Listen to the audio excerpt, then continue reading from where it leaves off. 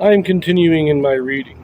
What I'm doing in this series is to read through the entire standard works of the Church of Jesus Christ of Latter-day Saints. This consists of the Bible, the Book of Mormon, the Doctrine and Covenants, and the Pearl of Great Price. I am continuing reading in a chronological order, according to event, not according to publication or volume, so I'm skipping around a bit as I move along. So we continue now in the Gospels again, of course. For a long time we're going to be in the Gospels.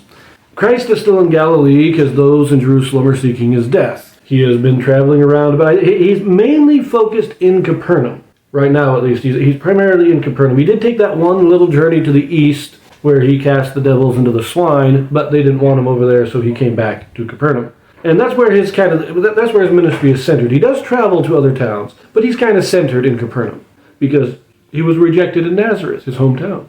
But our most recent reading is he healed the daughter, or raised her from the dead, the daughter of Jairus, the ruler of the synagogue. That's what we read last. And now we're going to turn to Matthew for a very brief reading. In this video, we have a Joseph Smith translation. Now, what the Joseph Smith translation is, this is a translation or correction done by Joseph Smith to restore those passages that have been lost or corrupted over the years. Matthew chapter 9, verses 27 through 38. And when Jesus departed thence, 2 blind men followed him, crying and saying, Thou Son of David, have mercy on us. And when he was come into the house, the blind men came to him. And Jesus saith unto them, Believe ye that I am able to do this? They said unto him, Yea, Lord. Then touched he their eyes, saying, According to your faith be it unto you.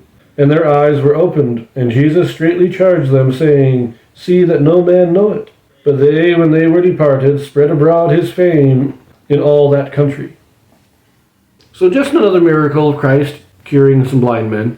He touches their eyes, and they receive their sight. No, they come following him, asking for healing, and he goes into the house, and they follow him into the house. And that's when he says, okay, do you have the faith? So he was kind of testing him, but I don't know if it was actually a test. I think it was more Christ wanted to do this privately. He didn't want to make a show of it. And we see this again after they're healed. He says, don't tell anybody about this. Again, we see this, that Christ, it's not just that he doesn't want people to know. He's done many public miracles. So the idea that Christ just doesn't want people to know that he can do these miracles, no. I think at this point he's coming home. He's entering into his house. He wants to rest for the night. And he doesn't want crowds coming in. He doesn't want the people to know he is here because he wants a rest from the crowds. But of course, these men go out and they just tell everybody about it. So I think this is just more indication that Christ, he loves the people. He's out there healing them. He's out there preaching, doing all kinds of miracles for them.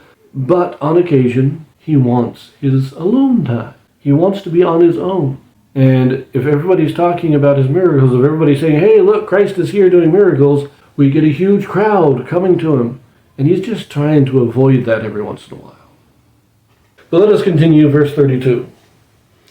As they went out, behold, they brought to him a dumb man possessed with a devil. And when the devil was cast out, the dumb man spake, and the multitudes marveled, saying, It was never so seen in Israel. But the Pharisees said, He casteth out devils through the prince of the devils.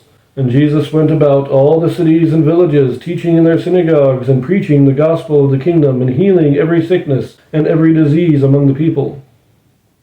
So the blind men go out and tell everybody that Christ is here, so they bring somebody else to be healed. Now, we don't read about crowds, but there's definitely other people there. He casts out this devil, and the Pharisees are once again accusing him of doing it by the power of the devil. But we see that a crowd is starting to form again. Not a huge crowd this time. It doesn't seem to be a really big mob, but it's still people are coming, which is what Christ was hoping to avoid. Verse 36. But when he saw the multitudes, he was moved with compassion on them, because they fainted, and were scattered abroad as sheep having no shepherd. Then saith he unto his disciples, The harvest truly is plenteous, but the laborers are few. Pray ye therefore the Lord of the harvest, that he will send forth laborers into his vineyard. So again, the crowds are gathering, and Christ, in his infinite goodness, can't turn them away. He was hoping for a little quiet time alone in his own home, but as the multitudes start gathering, he can't turn them away. But he's basically telling the apostles here, there is too much work for me to do on my own. This is Christ himself. And he's saying, look, I can't do this by myself, and you can't do this by yourself. There needs to be more laborers. There needs to be more people engaged in this work. And he's telling you, pray that God sends us help. And now let us turn to the Joseph Smith translation. Once again, primarily just grammatical updates, some clarifications. In verse 36, for instance, the word multitudes, we make it single, multitude. Back in 27, where it says, followed him, crying and saying, thou son of David, we have the correction, crying and saying, Jesus, thou son of David. So they know calling him by name. In 28, saith is changed to said. In 32, at the beginning we add the word and. So instead of as they went out, it's and as they went out. So it's kind of immediately. That just kind of clarifies that as the two blind men were leaving, they brought the guy with the devil into him. So there wasn't much of a time gap between the two. Now in verse 33, where it said the dumb spake, we correct to and the dumb man spake. And then once again, the word multitudes is made singular, just multitude. In verse 34, it's instead of he casteth out devils through the prince of the devils, it's he casteth out the devils. Just, I don't even know why you need it. But in verse 30, we do have this somewhat significant correction here. And let's just read this in the Joseph Smith translation. It says, and their eyes were opened, and straightly he charged them, saying, keep my commandments, and see thou tell no man in this place, that no man know it. So this gives a little bit more support to my conclusion that Christ simply wants some time alone. Because he doesn't say don't tell anybody, but he says don't tell people in this place. Don't spread it abroad in town right now. I want to be alone. I want to have some time to myself.